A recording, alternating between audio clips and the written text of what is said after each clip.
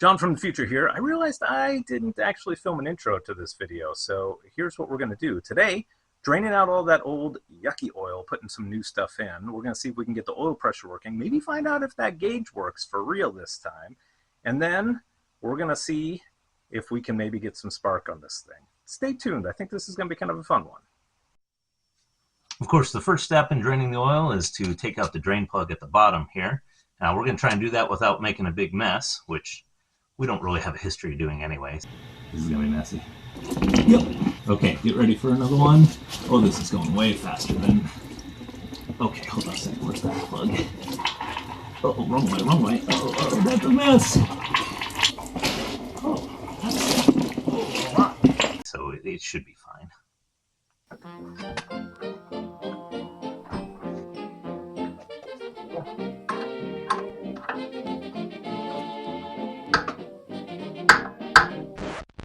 Let's pause here a moment.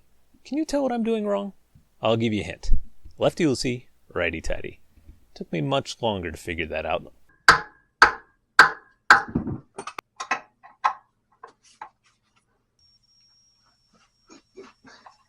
like it's been on there for a while.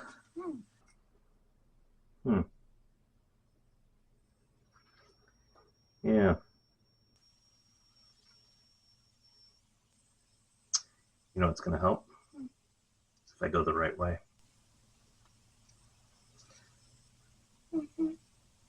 That's in, which is the direction I was going. This is going to be out. Yep. That's pretty smart, huh?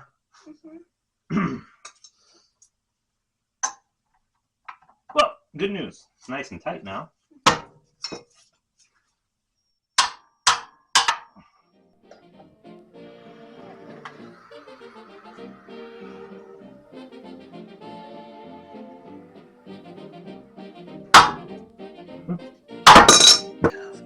Oh, there we go.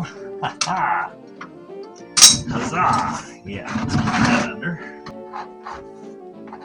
Yeah, I'm probably just going to end up dropping this in there.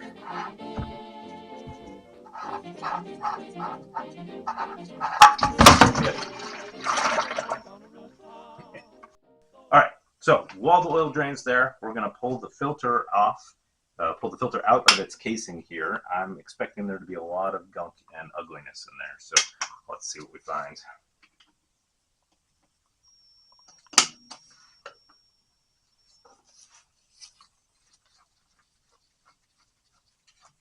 It's a long bolt.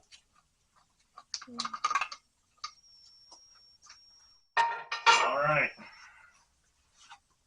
see if we can pop the lid off this thing. Well, next question is, will it come out? They give us this handy little ring here to pull it out. Here. There we go. Yeah, actually not too bad. I'm actually pleasantly surprised at how that looks. So I believe that this oil line right here is probably clogged up somewhere along the line. We don't get any pressure on the gauge. It doesn't look too bad inside the canister in here. So somewhere along this line, which goes all the way over here to this junction, is probably gunked up. Either that or this line, which goes all the way up here to the gauge, is gunked up, or both. So it's a problem if this one here is gunked up, because that also recycles back into the engine block itself. It's not as big of a deal if the one that goes to the gauge is gunked up, although it does help us to figure out the health of the oil pressure, the oil system. So we're going to take these off, see if we can maybe snake them with a piece of wire or something to get any gunk out of them, and just make sure that everything's clear, including this junction at the corner here. And hey, who knows? Maybe we'll actually get a working oil gauge. That would be amazing.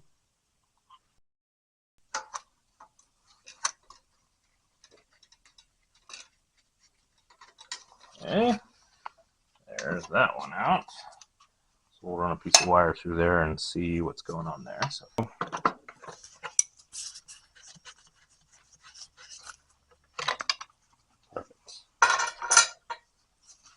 pull this guy out down here. And we'll run some wire through that as well. So what I have here is actually just some wire. It's actually copper wire, stole it from some Romex house wiring. Makes really good for all sorts of stuff. It's nice and stiff, and it's coated, which is good. So we're just going to push it on through until it comes up the other side here. Kind of like cleaning a bore. I didn't put a patch on it, but you can see there's some gunk in there. So we're going to run it through the other way as well. This one's actually pretty clear. I'm actually pretty pleased with that.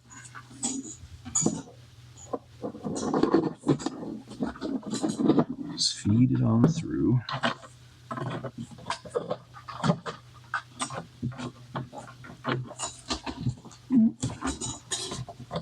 we go. Got a little bit more gunk out of there. Good enough for oil to go through. Let's try this other one. This one might be a little trickier. It's a little smaller, so this might be too big. That looks like it'll be good, but it certainly is not as straight. Kind of kinks around a bit. So we'll see how far we can go with this. Looks like about that far. All right, I found just a piece of bare copper. It's not long enough, but let's just see if it goes further, and if it does, we'll see if we can find some more.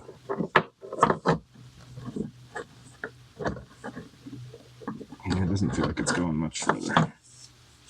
I wonder if we can just blow through this thing here. Let's just see. Definitely feels like something's blocking in there.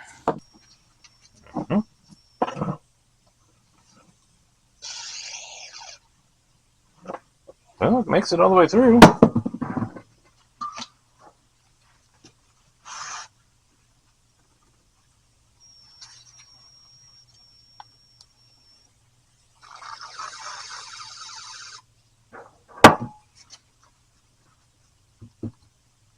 That's good. Means it isn't too blocked up. Yeah. So, yeah. That's better. Let's go the other way.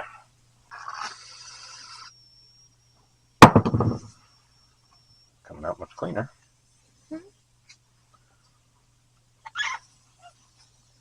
That's way better than it was. Yeah. Awesome. Yeah, that's pretty rusty. Just a little bit. And the whole thing was. Can you go grab over there that brake clean that we used to spray through the thing? Before we do that, we're gonna drain a little bit more oil. It's gonna dribble everywhere. Let's see if I can get this to come undone.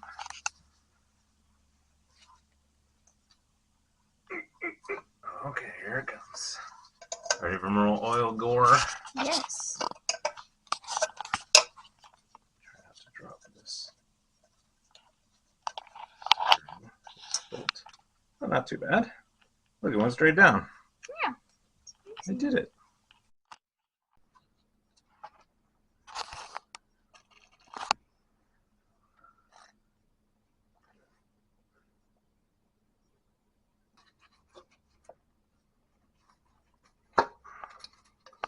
Sort of coming out.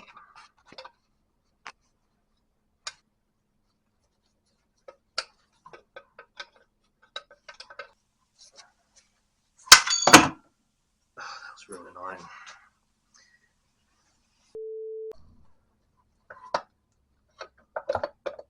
Go. All right, oil filter. Let's see what kind of sludge comes out. Not terribly sludgy. All right. We'll clean that up. All right, so it's kind of sludgy in there, so we're gonna see if we can clear this out just using a little brake clean. We might have to scrub a little, but this looks like it's working pretty well. Pour this into here.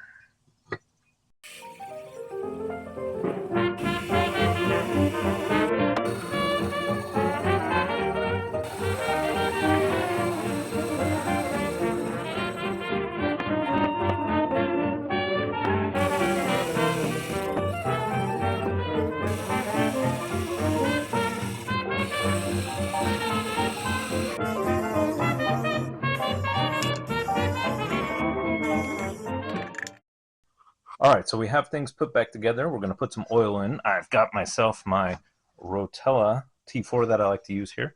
It's got enough zinc in it for these older engines. You could do a zinc additive as well. I've had good luck with the Rotella. I use it in my 46 Dodge. Should do well in the old 44 tractor here. After we fill it up, I'm going to hit the starter here a bit. Maybe we can get a little bit of oil pressure going. I'm not hopeful we're going to see any on the gauge, but hopefully the pump will push things around and we can just make sure things are working there. If not, we're going to have to figure out why the oil pump's not working. But let's hope it doesn't come to that. We'll see what we got.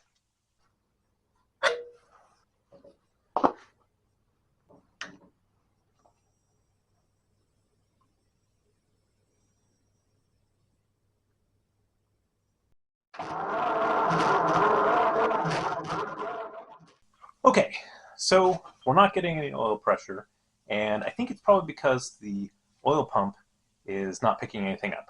Hopefully that means it just needs to be primed. It could mean that it's worn out. Hopefully it needs to be primed. So what we're going to do, we're going to take some gear oil. We're going to dump it right down into this, behind this little bolt here, which is going to go straight down into the oil pump and fill it up. So that way when we hit that starter, it's got some oil already in it and it can just start pulling the oil that's in the pan down there. That's the hope. Let's see.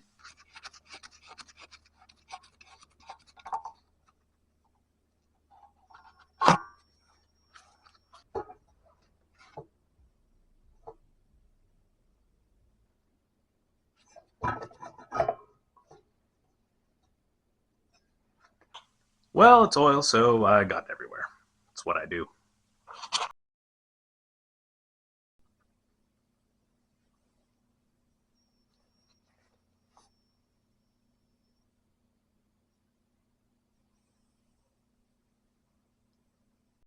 You want to know one of the best sights in the world?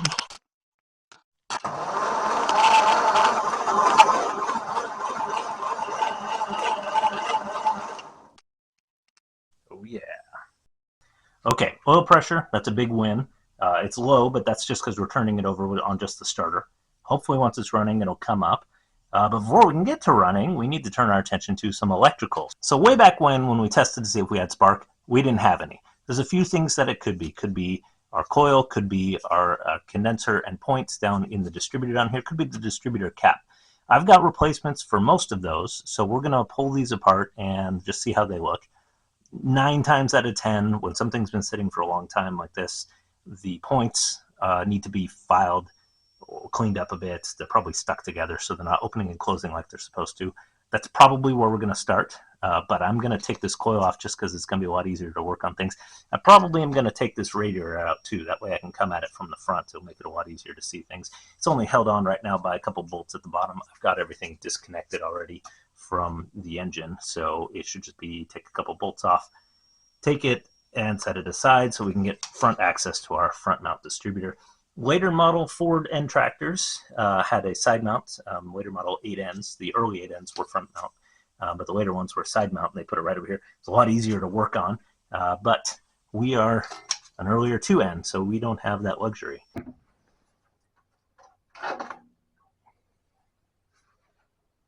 So looking at this radiator, it actually looks like it's pretty new. It's got some nice new hardware on there. I'm thinking at some point in time somebody replaced this somewhat relatively recently. It's not dinged up, doesn't have a lot of bends on the fins.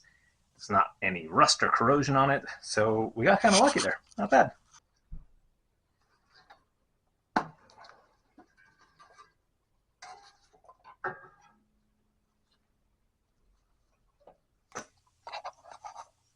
Pull off the rotor.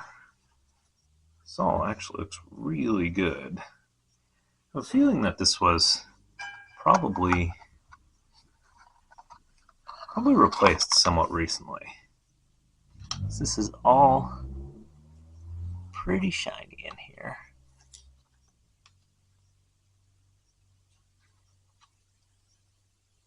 I think we just need to clean up our points. Everything else looks really nice in here.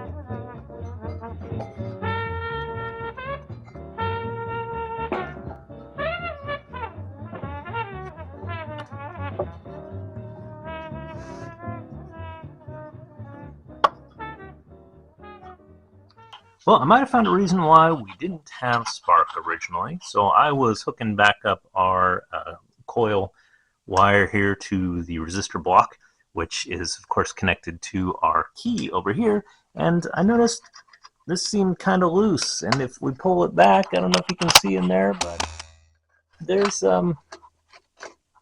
well, that's the back side of the key. It's not connected to anything. That's gonna be a problem.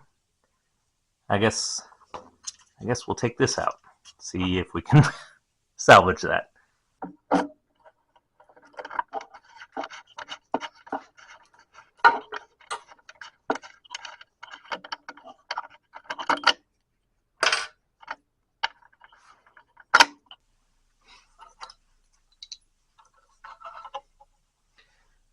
Well, there's your problem.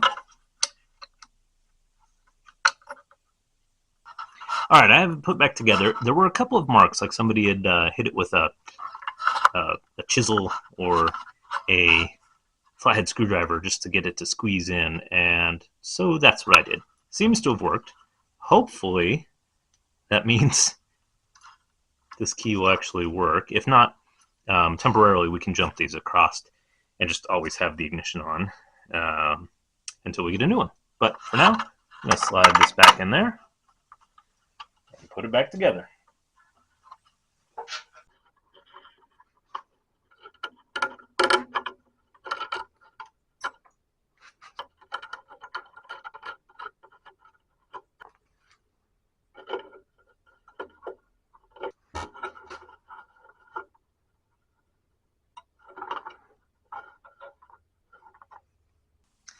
Okay, so I have everything wired back up here how it was when I received it. You may notice that this has nothing on. This is the ammeter, and there's nothing connected to it. It wasn't connected when I got it. I'm going to have to figure that out at some point. I don't think we're going to need that for today. Our ignition coil is connected up here, this wire here to the switch, and these wires have looked better. I'm definitely going to have to replace those. I've got some wire, so that should be fine. This comes from the battery. This is actually a switch for the headlights, and the other side is not connected at all. So we're not going to worry about that at the moment. Next thing, we're going to throw a battery on it, and let's just see what happens.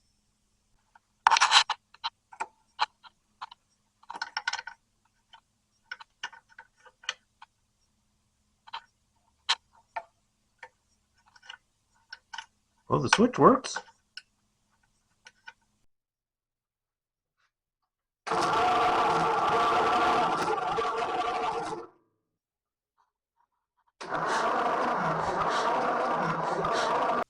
Okay, so last night I got it to spark, and today I'm going to see if I can get it to sputter. Now, obviously I don't have the manifold on here, which means no carburetor. And no carburetor means I'm not going to have proper air and fuel mixture. But I believe if I spray a little bit of starting fluid into the intake ports, I can get this thing to kind of sort of light off. And that's really what I want to check right now, is just to see, do we have the potential for this to fire up? If so, that's good news. And in the next video, we can rebuild the carburetor and put all this side back together, see if it'll actually start up. So that's what we're going to do right now. I'm going to put all these spark plugs back in and hook everything up, see if we can get a bit of a sputter. This one goes that way. Oop. Key on, hit starter. A little bit. Okay, so we're going to start by spraying a bunch down there.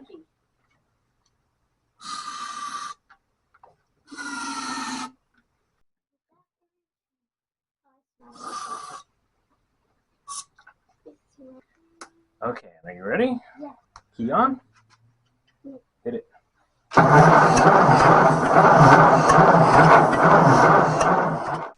Well, not an amazing success, but it did start to sort of a little bit there. But we're going to get the carburetor rebuilt. We're going to get the manifolds put back together, and we're going to see if we can get this thing to fire up. That'll be next video. Thanks for stopping by. Make sure you subscribe down below. Hit the like button. That'll help me out. That'll help you out so you can see when the next one is. We'll see you later.